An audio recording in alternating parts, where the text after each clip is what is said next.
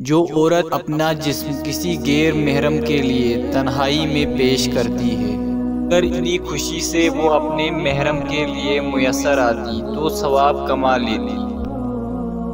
आजकल के दौर में मोहब्बत हवस पूरी करने की हद तक है। जिस्म मिलता रहेगा, मोहब्बत होती रहेगी। एक बार इनकार और मोहब्बत खत्म।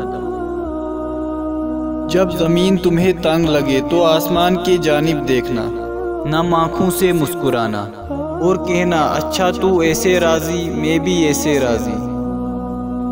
कुछ लोगों को दूसरों के घरों पे बहुत हंसी आती है, लेकिन जब अपने घर कोई आ जाए तो सलाम का जवाब भी मुश्किल से देते हैं।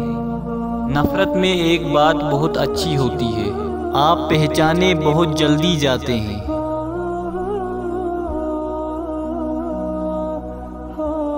जिस औरत की कमीज के गले से छाती नजर आ रही हो, ऐसी औरत बहुत गर्म मिजाज होती है और हम बिस्तरी को पसंद करती है।